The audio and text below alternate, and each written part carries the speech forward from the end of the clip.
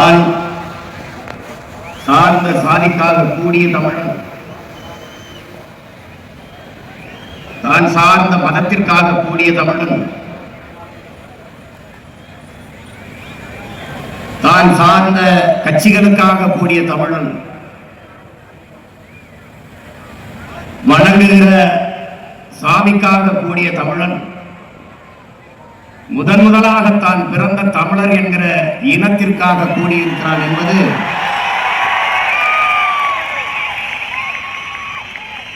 ஒரு படிநிலை பாய்ச்சல்.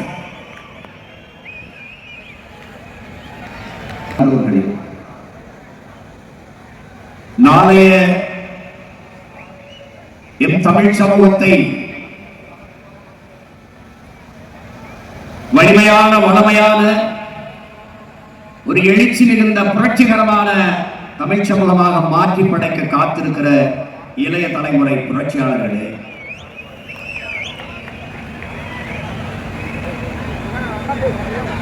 நாங்கள் யார்?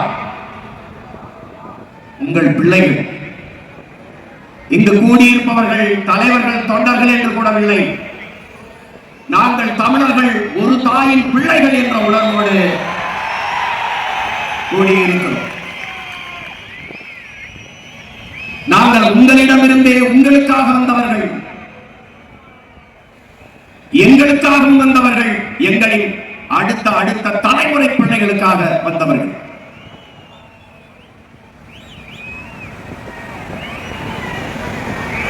எங்களின் அரசியல் இதுவரை இந்த நிலத்தில் இருக்கின்ற அரசியலிலிருந்து முற்றுமுழுதாக மாறுபட்டது.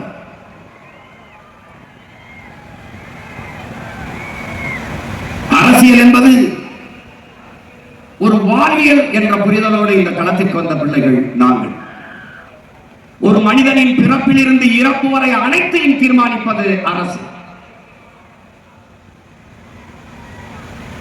அந்த அரசை தீர்மானிப்பது அரசியல், அறிவியல், புவியியல் போல அரசியல். அது ஒரு வாழ்வியல்.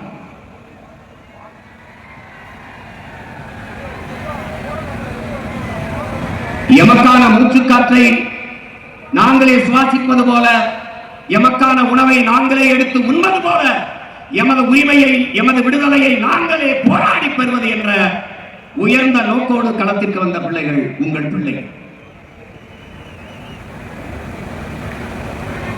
எங்களுடைய கனவு ஆள் மாற்றம், ஆட்சி மாற்றம் அல்ல, ஆட்சி முறை மாற்றம். அதனால்தான் அடிப்படை அமைப்பு அரசியல் மாற்றம் எங்கள் இலக்கு என்ற முழக்கத்தை முன்வைத்து களத்திலே நிற்கிறோம். கட்டிய கட்டடத்திற்கு வெள்ளையடிக்க வந்த சீர்திருத்தவாதிகள் அல்ல, அந்த கட்டடத்தை இடித்துவிட்டு புத்தம் புதிதாக புதிய ஒரு கட்டடத்தை கட்ட வந்த புரட்சியவாதிகள் நாங்கள். வெளிப்படையாகவே அநீதிகளால் கட்டமைக்கப்பட்ட சமூகத்தை தகர்த்து முற்றுமுழுதாக புதிய ஒரு சமூகம் படைப்பதுதான் புரட்சி என்கிறான் இளைய புரட்சியாளர் பகத்சிங். அப்படிப்பட்ட புதிய ஒரு சமூகம்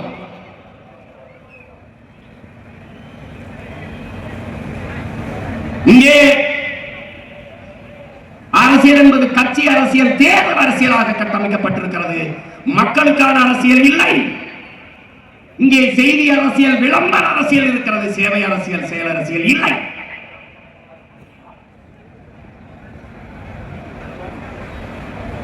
இங்கே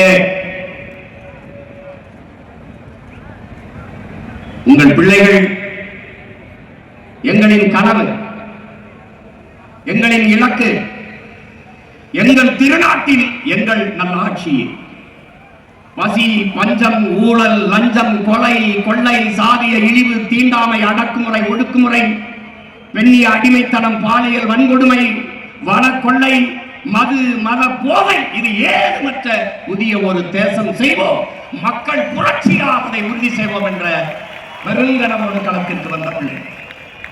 கல்வி, கல்விக்கேற்ற வேலை, அதற்கேற்ற சம்பளம், அதை கொண்டு வாழ்கிற பெருமைமிக்க வாழ்வு, அதுவே எங்களுடைய கனவு. காட்டு வளம், கனிம வளம், கடல் வளம், மலை வளம், மண் வளம் எல்லாவற்றையும் காப்பது, தொழில் வளர்ச்சி, பொருளாதார மேம்பாடு, இவற்றுக்கெல்லாம் ஒரு அரசியல். இது நாடு, தமிழ்நாடு தேசம் தமிழ் தேசம். இங்கு வாழ்கிற மக்களின் மொழி, கலை, இலக்கியம், பண்பாடு, வழிபாடு எல்லாவற்றையும் காப்பது ஒரு அரசியல். அந்த அரசியல் தமிழ் தேச அரசியல்.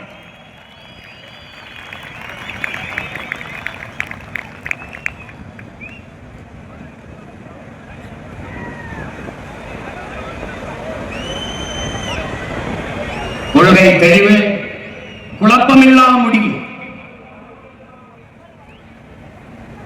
அதனால்தான் உலக வரலாற்றிலே என் உடன் பிறந்தார்களே, பேரன்புமிக்க பெற்றோர்களே, ஒரு அரசியல் இயக்கம் தொடர்ந்து தொடர்ந்து தொடர்ந்து தொடர்ந்து தனித்து தனித்து தனித்து நின்று வளர்ந்து வளர்ந்து வளர்ந்து வருகிறது என்றால் உலகில் நாம் தமிழர் கட்சியை தவிர வேற எந்த அரசியல் கட்சியும்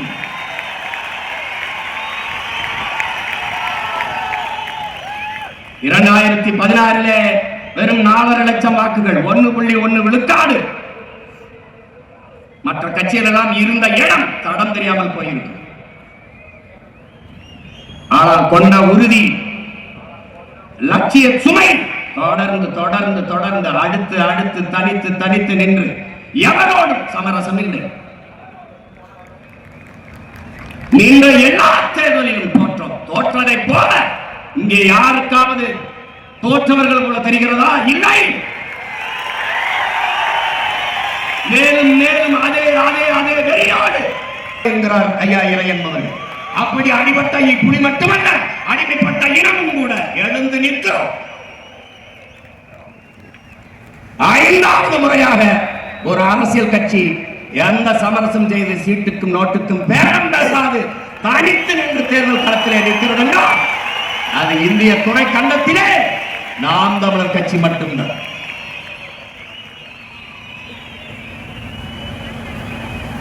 ஏன் தனித்து நிற்கிறோம்? தனித்துவத்தோடு நிற்கிறோம், உயர்ந்த தத்துவத்தோடு நிற்கிறோம். அதனால் தனித்து நிற்கிறோம். இங்கே கூட்டணி என்பது வெறும் சீட்டணி, நோட்டணியாக மாறி இருக்கிறது. கொள்கை இல்லாத அரசியல் பாவம் என்கிறார் அண்ணல் காந்தியடிகள். கொள்கை இல்லாத அரசியல் வியாபாரம் என்கிறார் நம்முடைய தாத்தா தெய்வ திருமகன் முத்துராமலிங்க தேவர் அவர்கள். நாங்கள் வியாபாரம் செய்ய தயாராக இல்லை, அந்த பாவத்தையும் செய்ய தயாராக இல்லை. நாங்கள் செய்ய வந்தது வியாபாரம் அல்ல, எங்களுக்கு வேண்டியது அரசியல் விடுதலை. அதற்காகவே தனித்து தனித்து களத்திலே நிற்கிறோம். எந்த துணிவில் நிற்கிறோம்? எங்களை பெற்றவர்கள், எங்கள் உடன் பிறந்தவர்கள் எங்களை கைவிட மாட்டார்கள் என்ற அசைக்க முடியாத நம்பிக்கையிலே நிற்கிறோம். எந்த மக்களிடமிருந்து எந்த மக்களுக்காக வந்ததோ அதே மக்களை நம்பி அவர்களுடனே களத்திலே நிற்கிறோம்.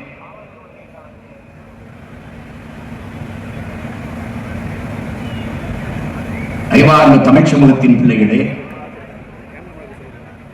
இதற்காக இந்த தேசிய அரசியல், தமிழ் தேசிய அரசியல் ஏன் பிறக்கிறது? இங்குதான் காவிரி நதிநீரை கேட்கிற போது யாரெல்லாம் தமிழர் என்று நம் இடத்தில் கேட்பார்கள்.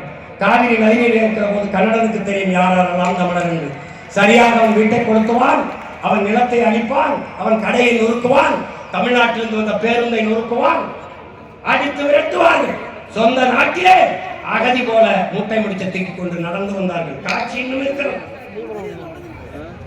அப்போது தண்ணி கேட்கிற போது என் அப்பன் வயதை ஒத்த பெரியவர் முதுகிலே ஓங்கி ஒரு கன்னடர் அடித்தானே, அந்த சட்டத்தில் பிறந்ததனா இந்தியன் செத்து தமிழ் தேச அரசியல்.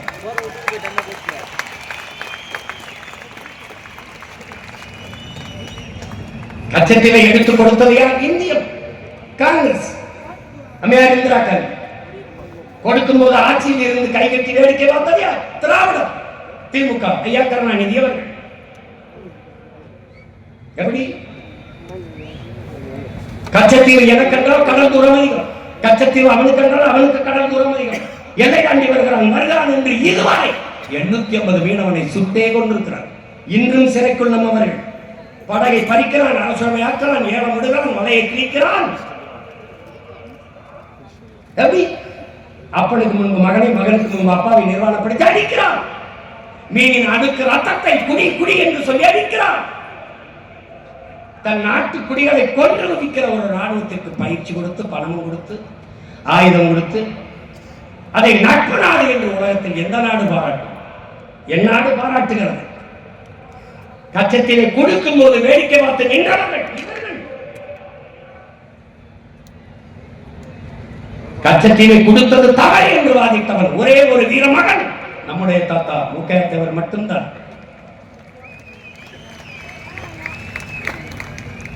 அதற்கு பிறகு வர ஒவ்வொரு தேர்தலிலும் கச்சத்தீவை மிக்க போராடுவோம். தேர்தல் அறிக்கையில் கச்சத்தீவை மிக்க போராடுவோம். யார்? திராவிடர்.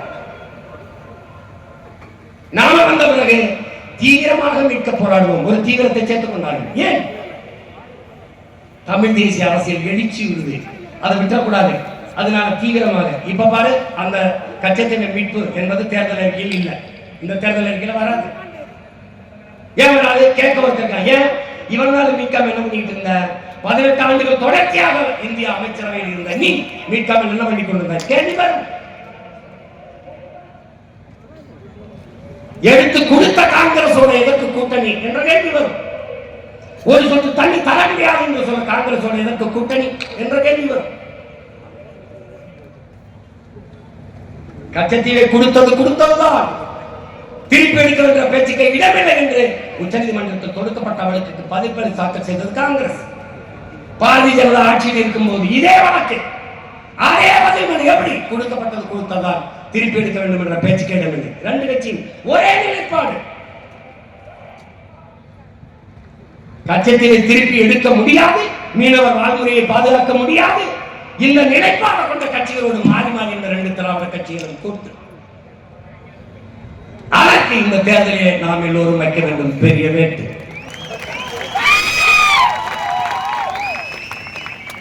புரியுதா? ஏன் தமிழ் தேசிய அரசியல் அவசியப்படுகிறது? ஏன் இந்த அரசியல் வேகமாக வளர்க்கிறது? இதுதான், இது காலத்தின் தேவை. சத்து விழுகிற மீனவன் இந்திய மீனவன் என்றால் தமிழ் தேசியம் பிறந்திருக்காது. சத்து விழுந்த மீனவன் தமிழ் மீனவன் என்றால் அந்த இடத்தில் இந்தியம் சத்து, திராவிடம் சத்து, தமிழ் தேசியம் பிறந்தது. ஆந்திர காட்டுக்குள் 20 பேரை சுட்டுக் கொண்டார் ஐயா சந்திரபாபு நாயுடு. அறத்தின் வழிநின்று வாழ்ந்த மரவர் கூட்டத்தை திருடர்கள் பட்டம் கட்டி சுட்டுக் கொண்டார். கட்டையிலும் என் செத்து கிடந்த என் இனத்தின் உறவுகளின் காலிலும் என் நம்பர் போட்டு வைத்திருந்தார். ஒரு மகன் கேட்க இந்த மரக்கட்டைக்கு இருக்கிற மதிப்பு மானத்தமிழர் உயிருக்கு இல்லையா என்று கேட்கல. கேட்டால் இந்த மகன் ஒருவன் தான், உடன் அவன் செத்து விழுந்த இடத்திலே இந்திய திராவிடம் செத்ததலாம், தமிழ் தேசியம் பிறந்ததலாம். இந்த செயல் கொடுமையானது என்று நாட்டின் பிரதம அமைச்சர் கண்டித்தது உண்டா? இந்த நிலத்தில் இருக்கிறவர்கள் ஏதாவது கண்டித்தது உண்டா?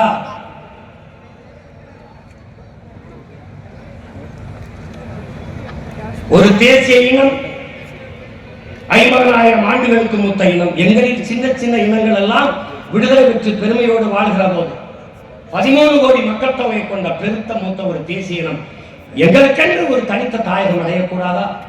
இருக்கக்கூடாதா? ஒரு சுதந்திர அடைந்த ஒரு நாட்டில் சுதந்திர காற்றை நாங்கள் சுவாசிக்க கூடாதா என்று பெருங்கனவோடு ஈழ தாயகத்தில் உயிர் தலைவன் ஒரு வீரஞ்செறிந்த விடுதலை போராட்டத்தை முன்னெடுத்தார். அந்த போராட்டத்தை பிரிவினவாதம், பயங்கரவாதம் என்று பழி சுமத்தி அழித்து ஒழித்தார்கள். லட்சக்கணக்காக செத்து விழுந்தோம். பச்சிலம் குழந்தைகள் நச்சு குண்டுகளுக்கு கருகி கறிக்கட்டையாக விழுந்தார்கள். கர்ப்பிணி பெண்கள், வயது முதிர்ந்தவர்கள் கொல்லப்பட்டார்கள். ஒரு இனம் சார்ந்தவர்கள் என்று பார்க்க வேண்டாம், சகமனித சாவு என்று இந்த நிலத்திலே எந்த இடத்தில் இருந்து நமக்கு ஆதரவாக குரல் வந்தது, அந்த செயலை கண்டித்து எந்த இடத்தில் இருந்து குரல் இருந்தது? என் உடன் பிறந்தானே எங்கே? கரையில் சத்து ஒதுங்கிய அயலாந்திர சிறுவனுக்காக எல்லாரும் அணிந்தீர்களே. அதே வயது ஒத்த என் தம்பி பாலச்சந்திரன் நெஞ்சிலே குண்டு தாங்கி செத்து கிடந்தானே. கைக்கட்டி தூரத்திலே நிறுத்திய அந்த பிஞ்சு பாலகனை ராணுவ வீரன் தன் துப்பாக்கியால் சுட்டுக் கொண்டிருக்கானே. உலகத்தில் ஒருவன் கூட குரல் எழுப்பி ஏன் கண்டிக்கவில்லை? இத்தனை மொழிவழி தேசிய இனங்கள் எல்லாம் எங்கள் சகோதர இனங்கள் என்றுதானே நாங்கள் நேசித்து அன்பு செலுத்தி ஆதரவு காட்டி வாழ்கிறோம். எங்கள் சாவுக்கு ஒருவர் கூட இந்த செயல் கண்டிக்கத்தக்கது என்று ஒருவர் கூட கண்டிக்கவில்லையே. அப்ப எங்கே இருக்கிறது இந்தியம், எங்கே இருக்கிறது திராவிடம்? செத்து போனது.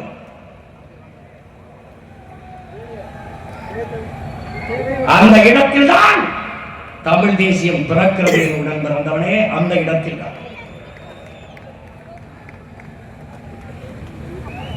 அறிவு சமூகம் புரிந்து கொள்ள வேண்டும். நம்ம எதிர்ப்பவர்களாம் யார்? முல்லை பேரியாற்றில் அன்னையில் தண்ணி வாங்கி தரத்துக்குள்ள ஈவேராயாவை காப்பாற்றுவதற்கு பெரும் போராட்டம் நடத்துகிறார்கள். பெரும் போராட்டம் நடத்துகிறார்கள். வச்சுக்க, பெரியார் வச்சுக்க, பூஜாரியில் வச்சு கூட கும்பிடு, எனக்கு வேண்டாம், அவ்வளவுதான். என் இனம் சார்ந்தவன் பாருடா, இட மக்களே, இட மக்கள்.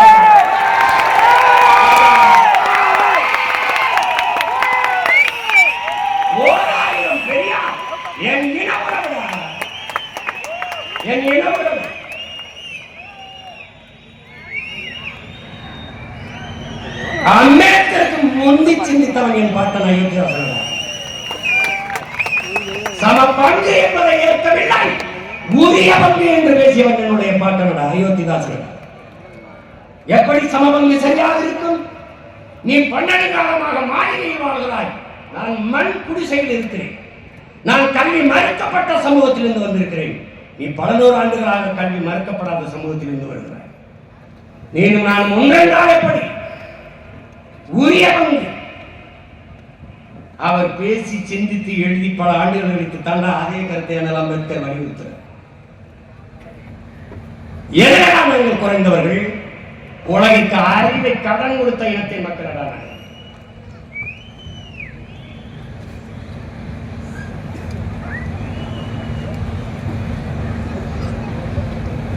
அறிவு சமூகம் ஒரு எழுச்சியுற்று எழுது. தமிழ் தேசிய அரசியல் மாண தமிழ் பிள்ளைகள் வெறிகொண்டு எழுதுகிறோம். இழந்த உரிமையை மீட்க, இருக்கிற உரிமையை காக்க வெறிகொண்டு எழுந்து வந்து கொண்டு இதுல குறுக்க பெத்த தாய் தந்தையில வந்தாலும் எங்களுக்கு எதிரி எதிரிதான்.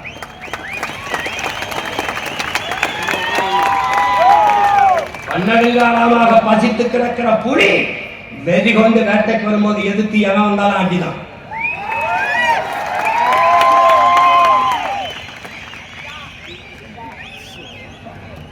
இங்க மும்முனை போட்டிமா, இருமுனை போட்டிமா, ஒரு போட்டி கிடையாது.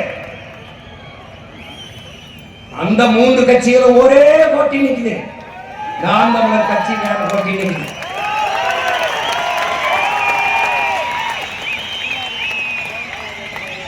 அவர்கள் எல்லோரும் ஈவேராவின் பக்கம், நாங்கள் எங்கள் தலைவனின் பக்கம், எங்கள் முன்னவர்களின் பக்கம். இன்னும் இதுவரை 2 கிலோமீட்டர் 3 கிலோமீட்டர் வச்சிருக்கேன். இன்னும் இருந்தாலும் இன்னும் எங்களுக்கு இடம் இல்லை. அதனால நான் தப்பிட்டு சொன்னேன், 2 ஒரு படத்தை ஒரே இதில் வச்சு விடுறா அப்படின்னு. அவர்கள் இருமொழி கொள்கை, நாங்கள் கொள்கை மொழி ஒன்றுதான். எங்கள் உயிர் மொழி தமிழ். விரும்பினால் எம்மொழியும் கற்போம், நாங்கள் வாழ. எங்கள் மொழி தமிழ் கற்போம், எங்கள் இனம் வாழ.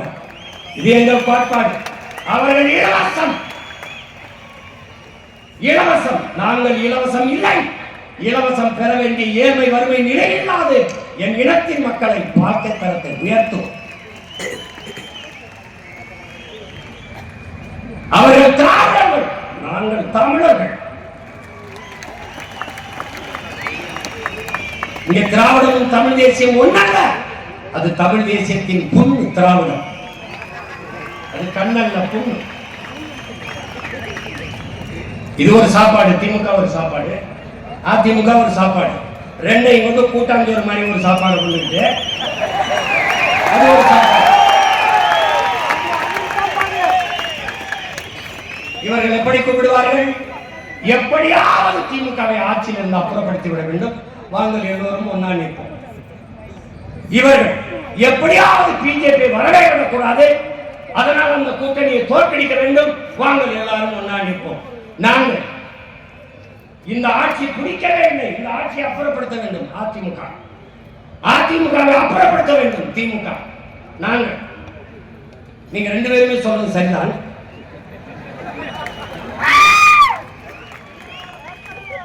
எல்லாரும் ஒன்னா நிப்போங்கிறாங்க. அதனாலதான் நாங்க ஒன்னா நிக்கிறேன். ஏன் உங்க எல்லாரையும் காலி பண்ணணுங்கிறதுக்காக தான்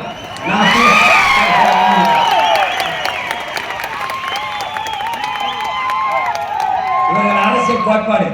திமுகவை எப்படியாவது ஆட்சியில் அகற்ற வேண்டும். அகற்றிவிட்டு யாரை அமர செய்வீர்கள்? அதிமுகவை பேய் விவாகரத்து செய்வித்து பிசாசை திருமணம் செய்வீர்கள். பிசாசை விவாகரத்து பண்ணிவிட்டு பேயை திருமணம் செய்வீர்கள். இந்த பேயை விரட்டிவிட்டு தேவதையை உட்கார வைத்தால் சரி. இது எப்படி கதை? எப்படி?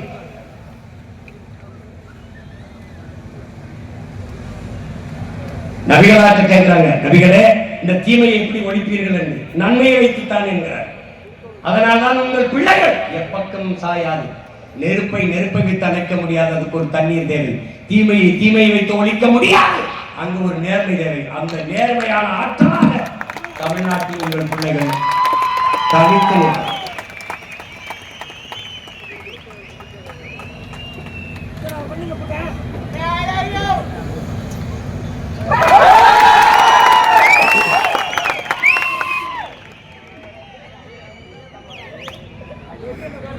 மாற்றம் என்பது வெறும் சொல்லல்ல, ஒரு செயல். எதிலிருந்து மாற்றம்? ஒவ்வொன்றிலும் மாற்றம்.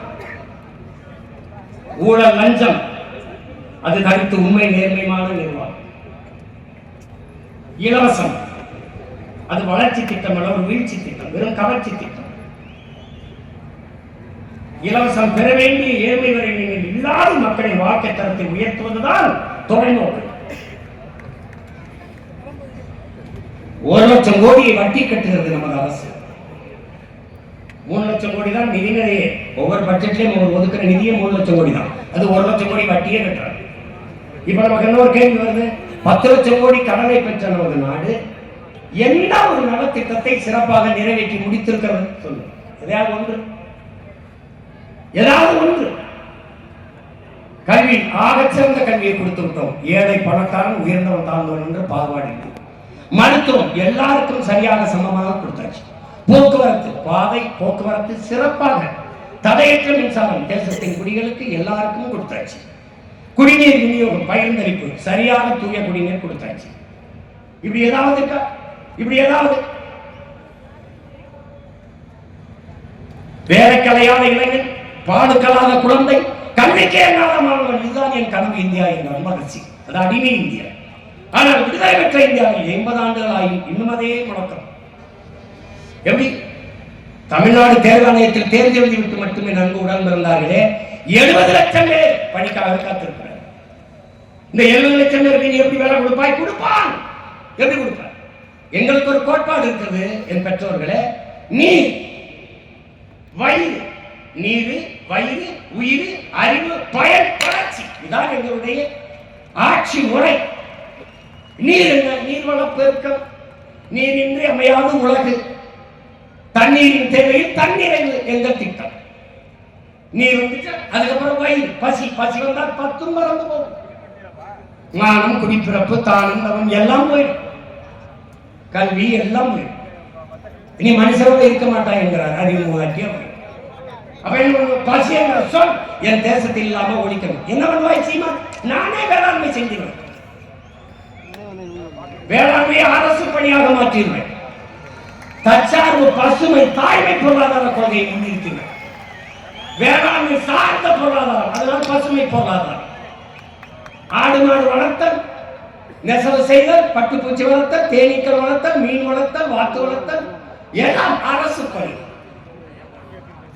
பனை சார்ந்த தொழில், தென்னை சார்ந்த தொழில், நிலமும் வளமும் சார்ந்த தொழிற்சாலை வேலை வாய்ப்பு வளர்ச்சி. உன்னுடைய தொழிற்சாலை காற்றை நஞ்சாக்கும், நீரை நஞ்சாக்கும், நிலத்தை நஞ்சாக்கும். என்னுடைய தொழிற்சாலை எதையும் செய்யும், எந்த கேளையும் விளைவிக்க. அவனவன் வாழ்விடத்திலே அரசு பணியை கொடுத்துடும். இந்த 1000க்கு கையெந்தை ஆத்தால பண்ணி வைக்க மாட்டேன். நீ அங்கே இந்த திருச்சியா இந்த ஒரு துறையூரா அங்க அரசு பணி.